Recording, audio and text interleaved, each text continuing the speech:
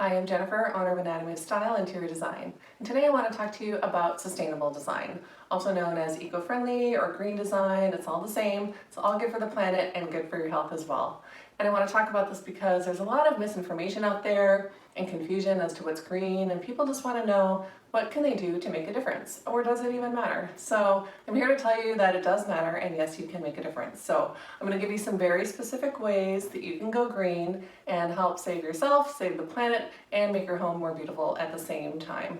So I have some brand new products I want to show you that I think you're going to like and you probably have not seen elsewhere. So I'm very excited about this topic because I recently became a LEED accredited interior designer. LEED stands for Leadership in Energy and Environmental Design. It is the largest green rating building system in the world, and I'll put some more information about LEED in case you want to know. It's a great organization, and this is very important because the US is the largest contributor to global warming in the world, and also buildings account for 38% of all carbon dioxide emissions. So we can and we must do better. So let's start with something that everyone has in their house right now, and that is paint. Paint is full of chemicals, many of which are quite toxic, known as VOCs. VOCs are bad because they contribute to allergies, asthma, and serious illness. So it's important to ask for zero VOC paint. No one's going to ask you, you have to be your own advocate. So start with a high quality company like Benjamin Moore or Den Edwards. There's other good ones too, but even then you still have to ask. So remember, zero VOC, okay? And maybe you want a little more drama.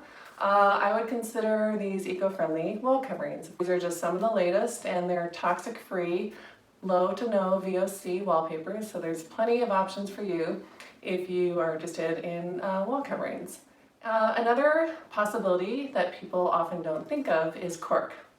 Cork is not just for floors, although I love it in floors.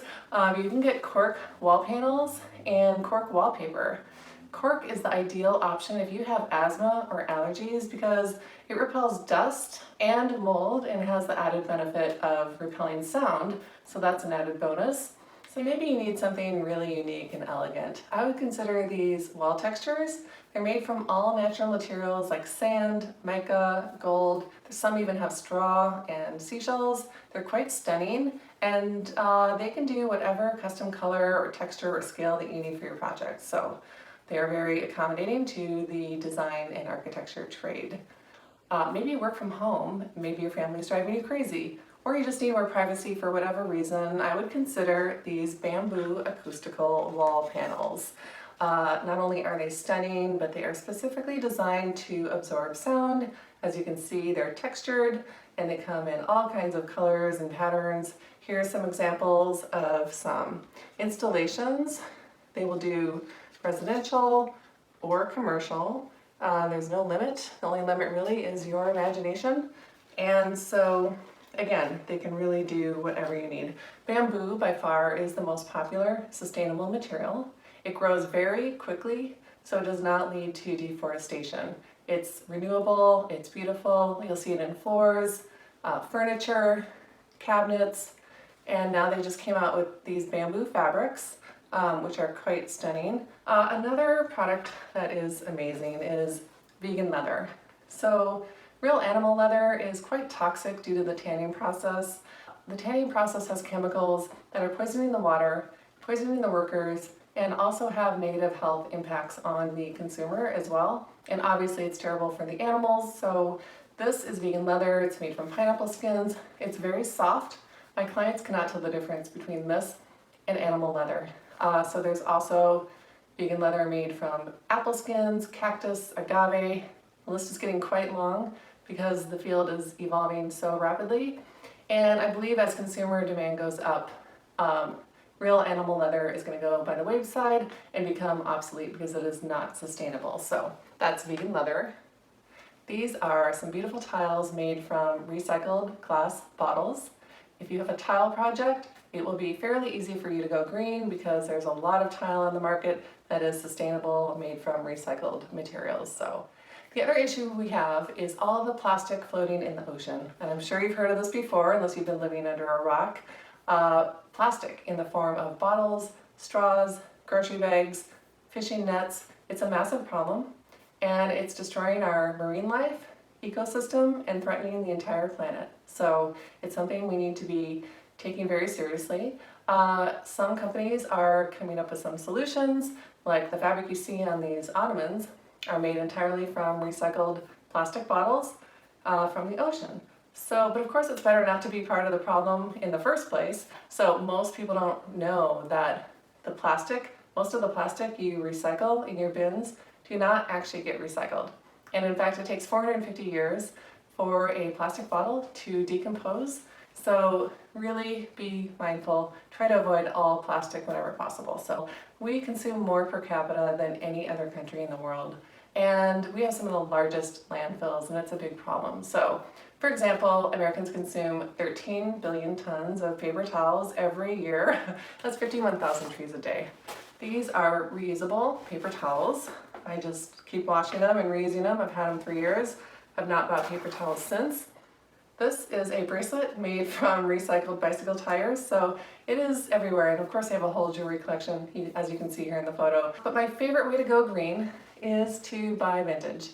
It takes a lot of energy and resources to produce new products. So anytime you buy something vintage or pre-used, it is considered eco-friendly. This is one of my favorite finds. It's Murano glass. It's from Italy. It's from the 1960s, which is one of my favorite eras, the mid-century modern era. Here's another mid-century modern find from Silver Lake, and it was at a little antique store. This is from Ojai. Again, these are like $10 or $20. This is my prize. It's one of my favorites. It's a purse. It has been a great conversation starter. I've made several friends by carrying this purse around, and it's from the 90s, so I got it a long time ago. Obviously, I must have been a toddler, and so that's vintage. The other important thing you can do that's very simple is to buy local.